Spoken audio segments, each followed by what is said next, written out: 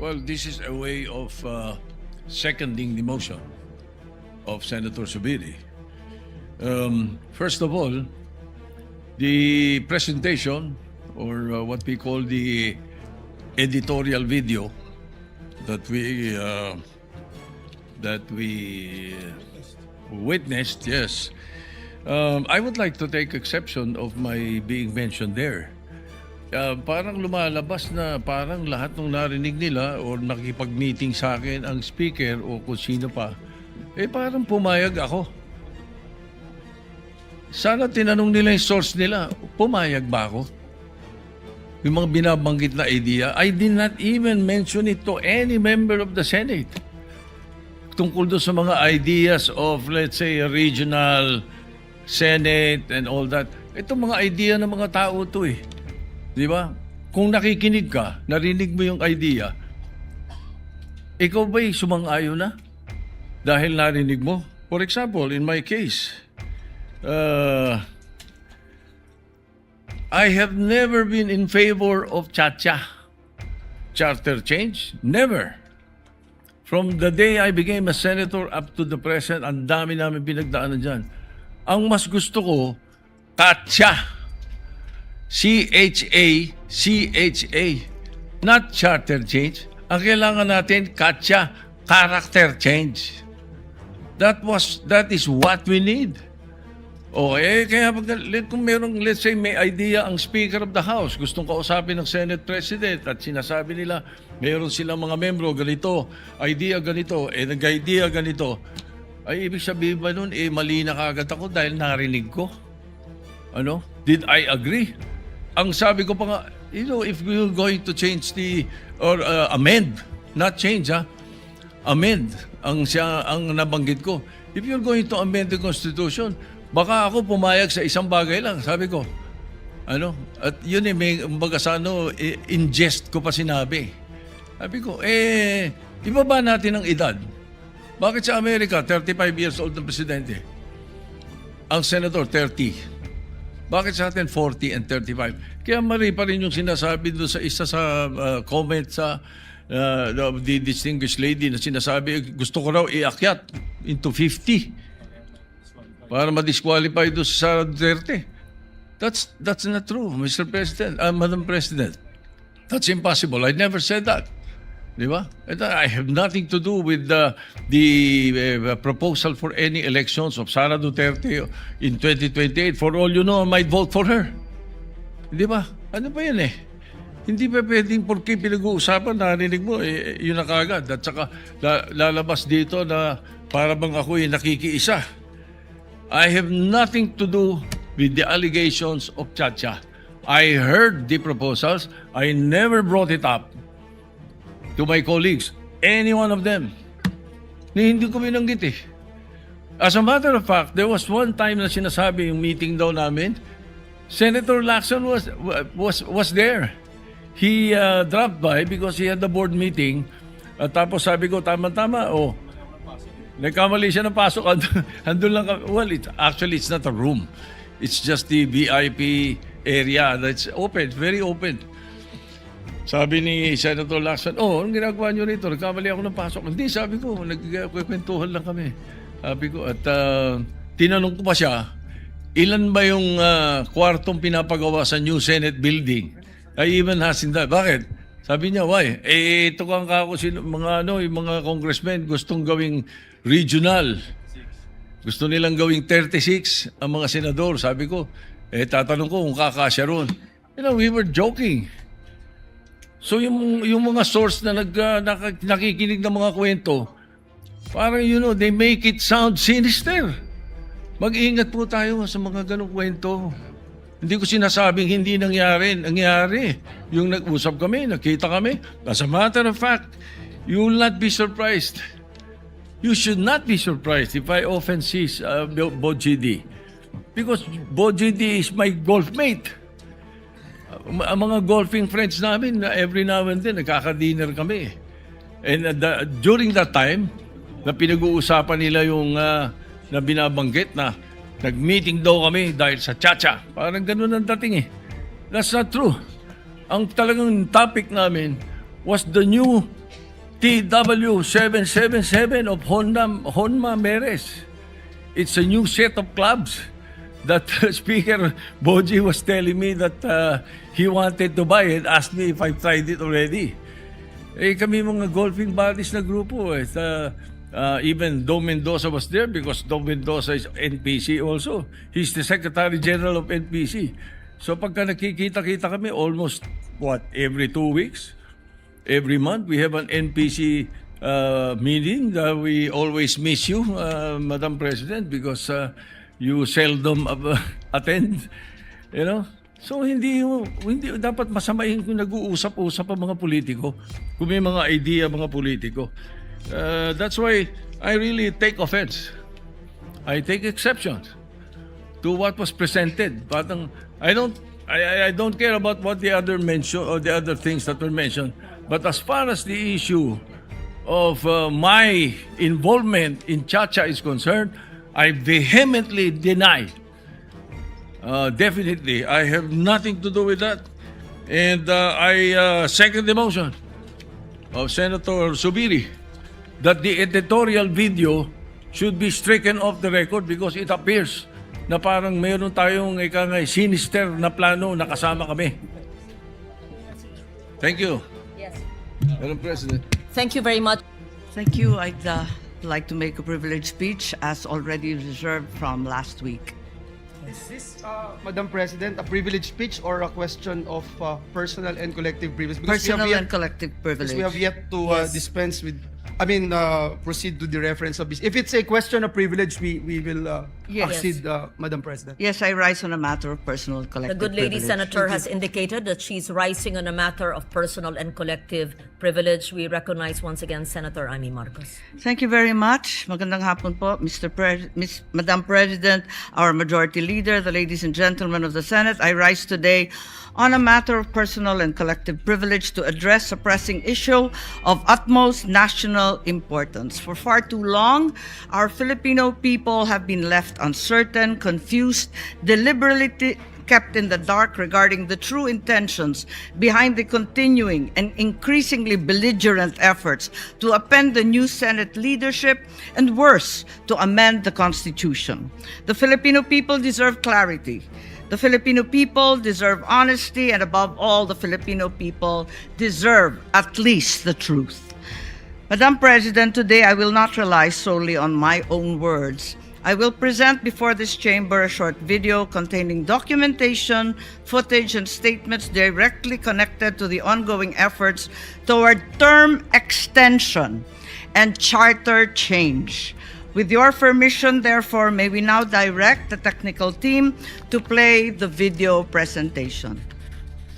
Bakit nagpalit ng liderato sa Senado? May I be allowed to humbly move to declare all seats vacant, Mr. President? With 13 affirmative votes, 10 negative votes, and 1 abstention, the positions in all the positions in the Senate is hereby declared vacant. Bakit ito nilusob?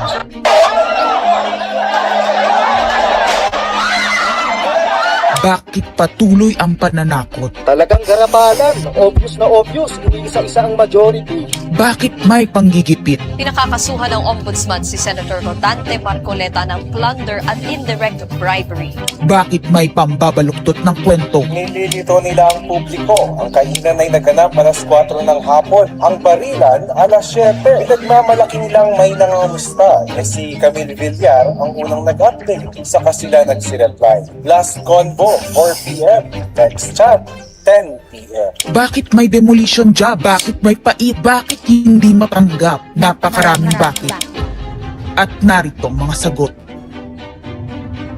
Pero bago ang katotohanan, wasakin muna natin ang kasinungalingan. I, Alan Peter Shram Cayetano, having been elected to the position of Senate President. Hindi nagpalit ng liderato para sa impeachment. Hindi totoo ang pinapakalat ng mga nabulaga. Ito this time, medyo nagkabulagan. Ang impeachment ay labanan ng numero. Hindi ang mga Duterte aligned ang dapat mangamba, kundi ang mga sa umpisa pa lang ay may hatol na. Ang sinasabi, sir, ng ibang mga kritiko, itong Senate leadership shake-up ay tungkol lang daw sa impeachment. Lahat na i-connect. As I told you, may 12 kami. Si Bato is 13. So kahit nawala naman siya, ang pinag-uusapan dito is whether or not you will be able to get 16 votes. Hindi siya ang pagmumulan ng 16 votes. Wala siya doon eh. 12 kami. Bakit kami magkuku? May 12 na kami kung ang pinag-uusapan lang natin ay impeachment. Actually, 9 lang ang kailangan para ma-dismiss. Yes, 12 kami. So it's more than the required votes. But that's not the point. Ang ano kasi pinipilit nilang i-connect doon. Kaya ako natatawa. Where is the connection there? Gusto pang ipa-inhibit ang mga tinatawag nilang Duterte-aligned senators. Nananawagan pa ng partial kuno at pagiging patas. Pero sa publiko, may mga pahayag na hindi makakatakas. While VP Sara is in power, the threat of a full-blown Duterte comeback is still a very real and present danger. Bakit ganito ang desperasyon? Bakit hindi maikubli ang gigil? No. Bakit natataranta ang lahat? Mr. Speaker, I move to endorse to the Senate the resolution setting forth the articles of impeachment. Narito ang pagsisiwala. Noong April 22 sa Soler, nagkita si Tito Soto at House Speaker D para pag-usapan kung ano ang papakialaman sa 1987 Constitution habang nakaupo si Bongbong Marcos. Kasama ni House Speaker D ay si South Cotabato Congressman Ferdinand Hernandez. Kasama ni Soto ay ang dating Senate Secretary na si Mark Mendoza. Konas ang gusto nilang mode ng charter change. Muling isinusulong sa Kamara ang charter change o pag-amyenda sa konstitusyon sa pamamagitan ng Constitutional Convention. Is something big brewing inside the government to claims of a possible no-election scenario. Ang pag-aamyenda ng konstitusyon sa pamamagitan ng Constituent Assembly. At para makakuha ng suporta sa Senado at sa Kongreso, ito dapat ang mga nilalaman. Dapat ma-extend ang termino ng mga senador at congressmen na mawawala na sa pwesto by 2028.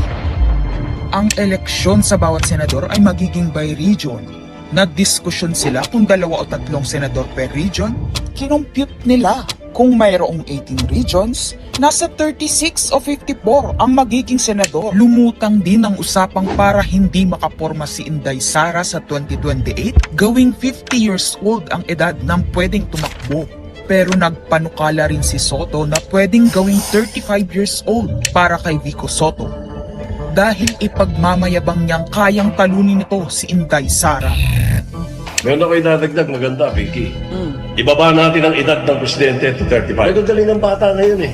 Magagaling eh. Ibigay na natin sa mga kabataan na pagpatakbo nitong bansa. Baka puro matinupay, mailagay natin. Baka sabihin nila, Senator Soto, this is to siguro allow your nephew, ba, si Vico, na tumakbo. Sabi ko na maging qualified. Sabi ko na mag-iisip sila ng gano'n. Hindi ko naisip si Vico ron. Ang impormasyong ito ay mula mismo sa kasama sa meeting. Kasama din nila ay isang congressman, isang gobernador, isang retired military officer, isang dating may mataas na katungkulan, at 5 mula sa private at business sector. Kaya ba binaliwala ang panawagan ng taong bayan? Kaya ba binaliwala ang paalala ng Iglesia ni Cristo? Hindi po nagbabago ang bilin ng Iglesia ni Cristo, Nelson, na ang Iglesia ni Cristo po ay tutol sa impeachment. Kaya ba nagtatapang-tapangan ang mga umaastang bida sa ginagawa nilang tunay na drama? Kaya ba nila sinasabing hindi sila natatakot sa eleksyon ay dahil alam nilang walang eleksyon na magaganap? Hindi po kami natatakot sa susunod na eleksyon. At ang boto sa impeachment ay refleksyon ng boto sa pagsira sa 1987 Constitution. Pabor ang karamihan sa mga pagbabago sa saligang batas, lalo na sa usaping ekonomiya. Ngunit kung papakialaman ng iilan ang konstitusyon, para maghari-harian at para sa pansariling kapakinabangan, makapwesto ng matagal o mailuklok ang kamag-anak. Humanda kayo sa galit ng bayan. Ang pagpapalit ng liderato sa Senado ay hindi kakaiba. Ito ay nakabase sa prioridad at gusto ng mga senador. Bumabahana ng ebidensya laban kina Bongbong Marcos, Liza Marcos, Sandro Marcos at Marvin Romualdez. Kailangan ng may bayag sa Blue Ribbon Committee. Ipinangako na sa mga korap na mambabatas ang perang malilikom sa 2027. 2028 national budget dapat pigilan. 2028. Alam natin, that's the election budget. And it was assured to the congressman, this will also be the CONAS budget. Nagiging isa ng malaking sindikato ang pamahalaan. Sinusuportahan ito ng mga dating kalaban, mga tinulungang manalo noong nakaraang eleksyon, mga may galit sa nagdaang administrasyon. Lahat sila kasama ng pinakamalaking troll farms at ilang bahagi ng mainstream media ay pinagagana ng dalawang bagay. Pera galing sa korupsyon, galit sa mga Duterte. Mahalaga ang liderato ng Senado para sa mga korap at nakasandal sa mga buwaya ng kapangyarihan. Ngunit mas mahalaga ito sa mga naninindigan na ang Senado ay bantayog ng konstitusyon na hindi dapat tinatakot, sinusuhulan at iniipit upang maging tau-tauhan. Maaaring hati ngayon ang Senado. Maaaring kanya-kanyang bersyon ng kwento. Wala nang pakialam kung ano ang totoo. Isa itong indikasyon na gumagana ang demokrasya. Kailangan lang maalala ng bawat senador na kahit sila ay may kapangyarihan, hindi dapat nila malimutan magpakatao. Sa kabila ng lahat ng problema, pinakamababang halaga ng piso sa kasaysayan, mataas na bilihin at gasolina, kawalan ng trabaho, halos wala nang makain, nagpapakamatay na mga magsasaka.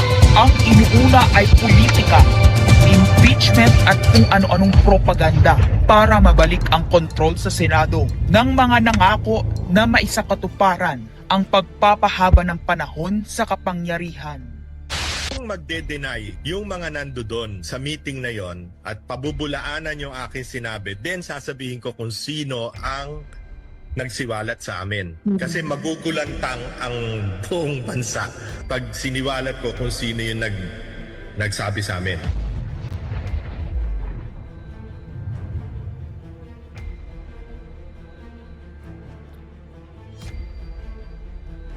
Impeachment, no elections, term extension.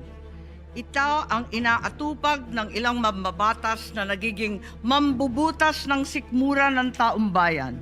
Inuuna ito kaysa gutom, trabaho, kalusugan, kabuhayan. Gusto nilang pahabain ang paghihirap ng Pilipino, gusto ata nilang gumapang ang bayan sa dusa, gaya ng paggapang ng mga buwaya sa kaban ng bayan at konstitusyon. Ginoong Pangulo, Ginang Pangulo, hindi ko inaakalang aabot sa punto ng buhay ko na ako, isang Marcos, magtatanggol ng 1987 Constitution, isang saligang batas na isinulat laban sa aming pamilya. Pero sa huling pagbisita ko sa libingan ng mga bayani sa puntod ng aking ama, pinaalala ako ng mga katagang nakasulat sa kanyang himlayan, Pilipino. At bilang Pilipino, bilang isang lingkod bayan, bilang isang kaisa-isang anak ni Ferdinand Marcos na may lakas ng loob na tumindig para sa ating bansa, dapat protektahan natin ang saligang batas ng Pilipinas. Nitong mga nakaraang linggo, hindi lang ako basta Pilipino, hindi lang ako basta senador. Naging reporter pa at vlogger dahil walang mag-cover sa totoong nangyayari. Pero napakaraming nagko-cover up sa mga korap na politiko. Kung meron nakakaalam sa galit ng bayan pagdating sa pagpapahaba ng poder sa kapangyarihan, nasa unahan na ako ng listahan. Hindi ako makakapayag na walang maisabuhay sa mga aral ng kasaysayan. Noong naharang natin ang PI na yan, People's Initiative, noong Enero 2024, hindi naman sila tumigil. Noong 12 ng Agosto 2025, unang inihayag ni Bongbong Marcos ng ating Pangulo na hindi niya tututulan ang isang Constitutional Convention o CONCON upang ayusin umano ang mga butas sa saligang batas, kasunod ng pahiwatig ng Kongreso na sumusuporta nito. Pagsapit ng Nobyembre, nung nakaraang taon din, naghain na si Congressman Ronaldo Puno at mga miyembro ng NUP, National Unity Party, ng House Bill 5870, naglalayong magpatawag ng Constitutional Convention upang magmungkahi ng mga amyenda sa konstitusyon. Noong 30 ng Enero 2026, nagpahayag naman si dating Senate President Soto ng suporta sa pagtalakay ng mga amyenda sa konstitusyon matapos ang desisyon ng Korte Suprema kaugnay ng impeachment laban kay VP Sara Duterte. Agad itong ikinatuwa ng tropang NUP na nagsabing mahalaga ang kooperasyon ng Senado upang maisulong ang mga reforma sa saligang batas. Gayunpaman, noong ika-31 ng Enero 2026, sumagot ang Malacanang, hindi raw prioridad ang charter change o CHA-CHA dahil nakatutok umano ang Pangulo sa mga isyong pang-ekonomiya.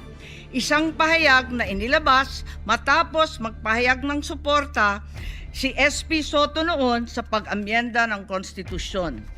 Sa gitna ng debateng ito, naghain noong ika-7 ng Pebrero 2026 yung dating ARTA, Rabindranath Kilala, ng isang radikal na panukala, buwagin ang Senado, pati na rin ang Kongreso at lahat ng lokal na sanggunian, paltan ng isang National Legislative Assembly, maari umano makatipid ng hanggang 1 trilyong taon-taon.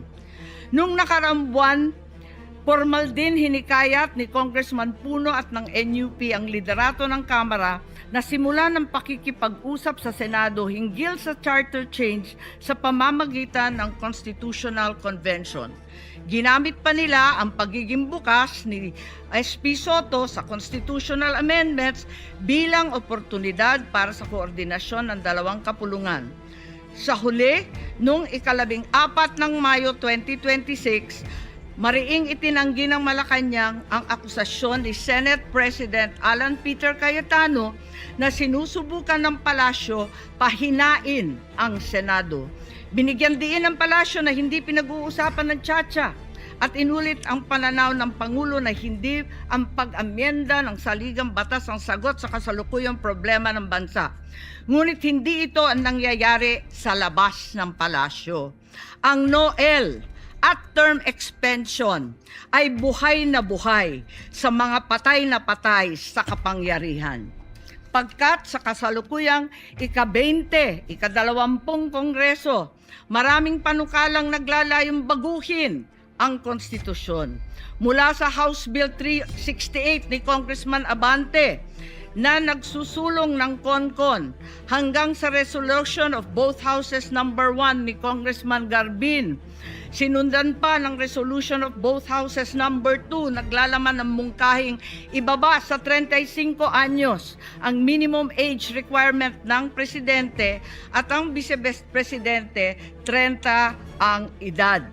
Bukod dito, Congressman Richard Gomez naghain ng resolution number 3 upang amyendahan din ang Constitution. Meron pang resolution number 4, nagmumungkahi gawing 3 taon na lamang, 3 magkakasunod na termino ang panunungkulan ng mga senador. Nariyan ang House Resolution 460 nina Congressman Oreta, Congressman Remulla, Congressman Daza at iba pa na bibigyan linaw daw ang kahulugan ng forthwith sa impeachment. At mula noong Abril, habang hinihikayat ng mga congressman na bumoto sa impeachment, malakas ang ugong ng NOEL sa 2028. Lumutang na rin ang mga detalye. Magte-term extension ang mga congressman. at madadagdagan ng 3 taon na mananatiling nakaupo sa pwesto hanggang 2031. Ganon din, 2028. Ganon din ang mga senador, pati ang Pangulo, hanggang 2031 na raw.